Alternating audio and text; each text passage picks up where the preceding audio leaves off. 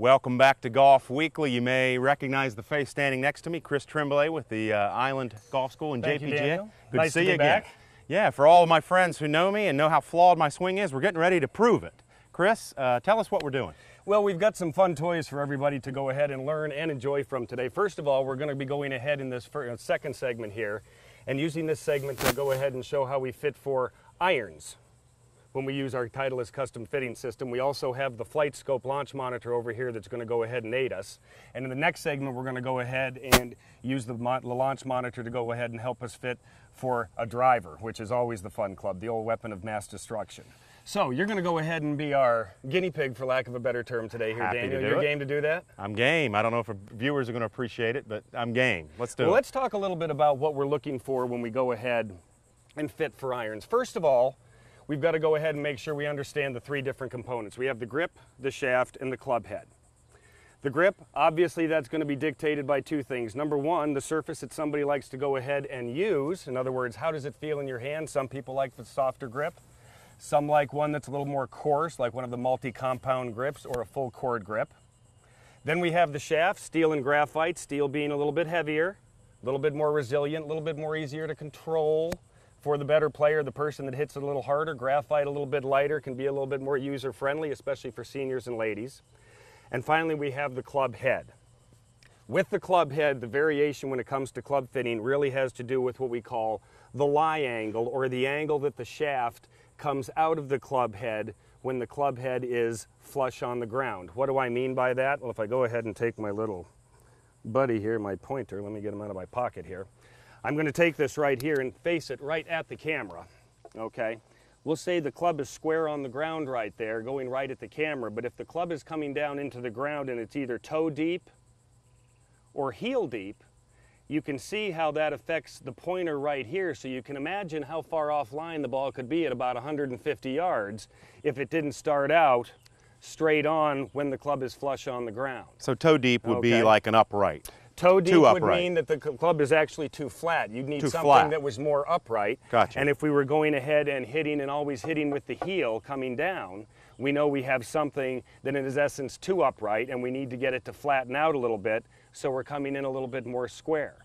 So what we do first of all is we go ahead, and I've got a couple clubs already kind of taped up on the bottom, and we're going to use this lie board right here and the assistance of the launch monitor to tell not only how far you're hitting it, how you're hitting it, but how flush you're coming down here into this to make sure that we're getting you the correct lie angle so that when you make your average swing, that club's coming down the way we want it to come down. Great. Okay, so I'm going to give that to you. Actually, this club that we're starting you out with right here, I just want to make sure I know the numbers on it. And we're going to put that ball right there, and we're going to let you hit, and I mean go down and just mash right. Just get after it? Right Who cares where it goes? Get after it. All right.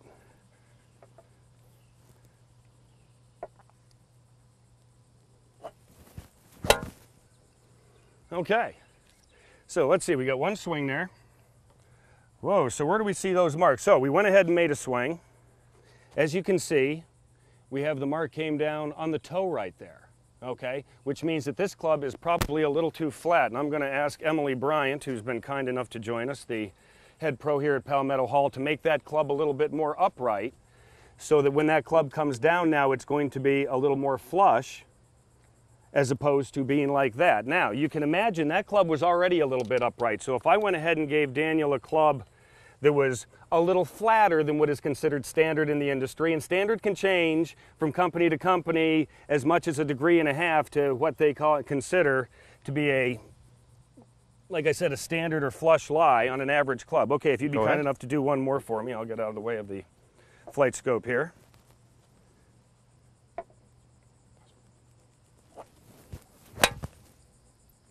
And that one you probably had a hard time getting down to at all. Yeah, you've got a little nick right there out on the toe. Right. Okay, because that one was so, as we can see, not even close to being where he needed to be. It actually came down like that for him, so it almost sounded a little bit thin. Actually felt like I needed to readjust my stance even, because that felt just so awkward. Especially when you go ahead and look down at it. A lot of times we'll look down and see that the toe is up in the air. Thank you, Emily. Let's see here. We're going to get a new piece of tape and put it on the club here for you. Thank you. All right. If you'd be kind enough to do it again for me, mate. Sure.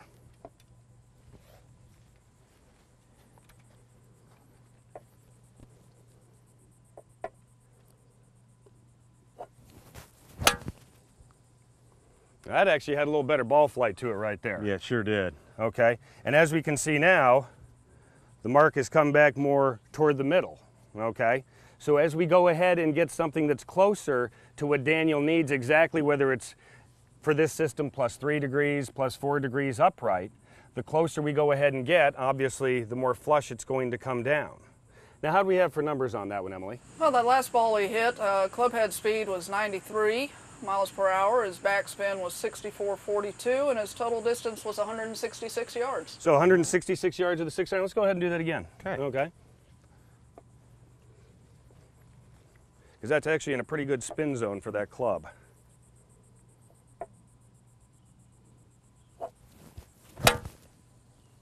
Yeah, there you go. That one's Very pretty nice. dead straight, isn't it? I can live And with once that. again, we're going to have to make a couple swings with this club. As you can see, we're getting the mark to come right in there in what we're going to call the happy zone. And the happy zone means the club's coming down flush, which means, hopefully, straight shots. Right. Let's go ahead and do one I more. like straight.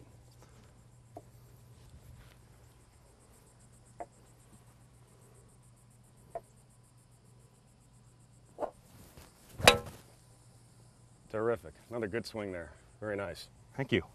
As we can tell, he's pretty much wearing out that spot right there in the middle.